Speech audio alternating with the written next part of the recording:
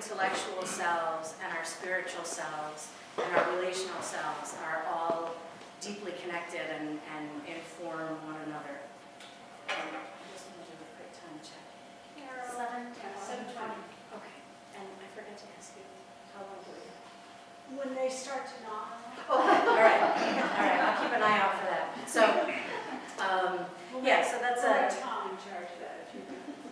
Great day. Hey, just give me one of these when you're tired. So, yeah, so that's enough about the book. I've got a couple of copies with me. You can find it in Barnes & Noble. I'll probably do a signing in Webster. And anybody who signs the book, or anybody who buys the book, I'm happy to sign it for you. So just get in touch with my parents, they'll be my agents on this. There's a 10% fee for that. You can also pay them in cookies. So I remember years ago being at a national conference for adults in youth ministry. So every 2 years there's this giant NCYC conference where 25,000 Catholic teenagers come together. The last few have been in Indianapolis. And if you ever get the chance to go on one of those, it's a sight to see. It's something that everybody should see once in their lifetime. You know, a Eucharistic liturgy in a stadium with 20 or 25,000 Catholic teenagers is it's really amazing. But on the off years, on the alternate years, the adults who do youth ministry get together. And a speaker named Mike Patan, he's from New Orleans and has this incredible accent and a great sense of humor. I remember he was I was at the back of this long convention hall. And he's up on stage and he's talking about how youth ministry is like juggling raisins. And he was actually juggling raisins. And he said, you know, you have to pay such close attention to what's going on. You're building relationships with young people. You're making sure everybody's okay. You're getting your adult team together and, you know, making sure they're all okay. He said, but you know what? From a little bit of a distance, it doesn't look like I'm doing anything. And I found out over the years how true that was. So much of what happens in youth ministry happens out of the sight of the rest of the congregation.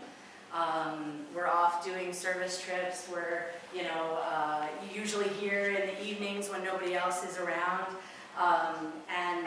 And so another mentor of mine talked about how in youth ministry you have to nag and brag till they gag. And it is, I mean, it's one of those jobs where you just have to wear a lot of different hats, and one of them is public relations.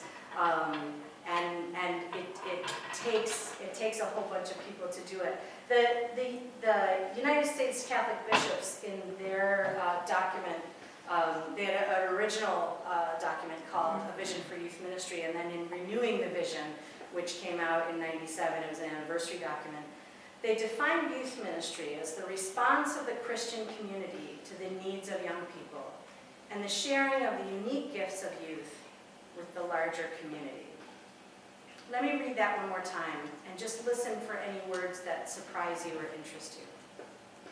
Youth ministry is the response of the Christian community to the needs of young people and the sharing of the unique gifts of youth with the larger community.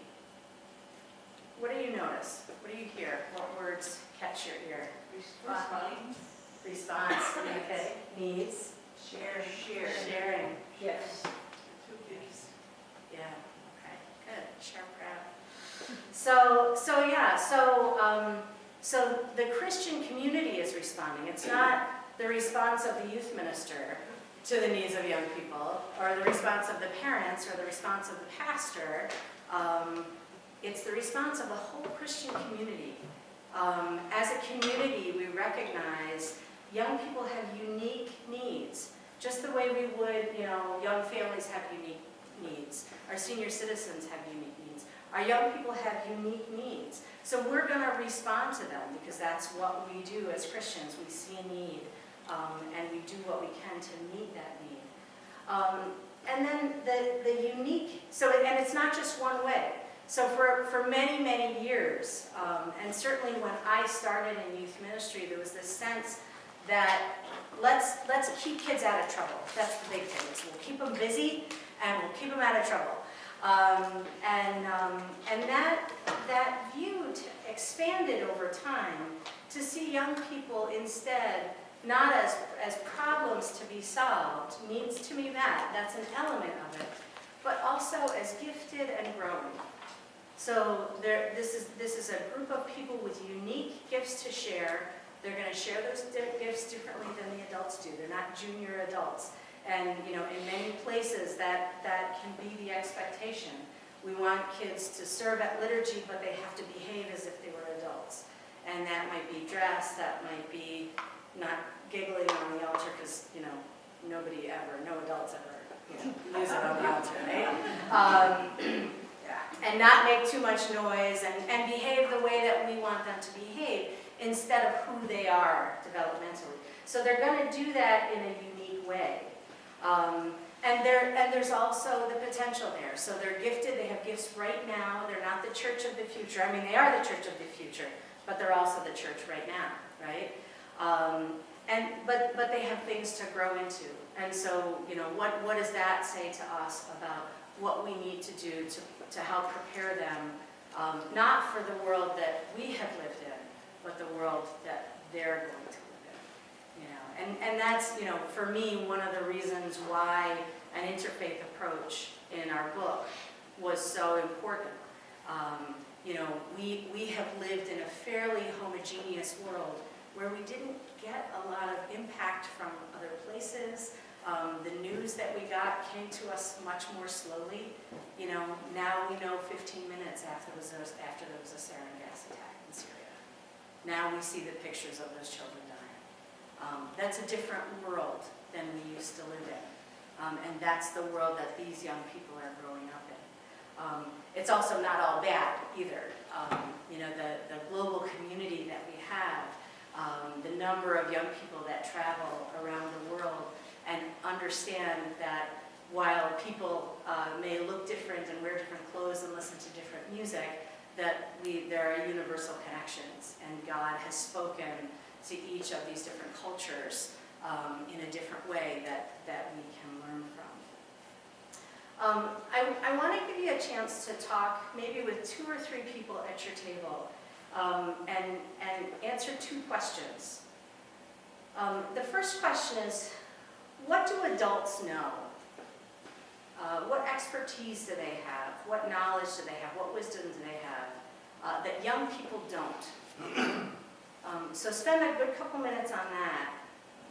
And then I want you to talk about, what do young people know that adults don't? What experience or expertise do they have? What wisdom are they maybe in touch with that adults have lost touch with? So what do young people know that adults don't? Okay, so let me give you 3 to 5 minutes.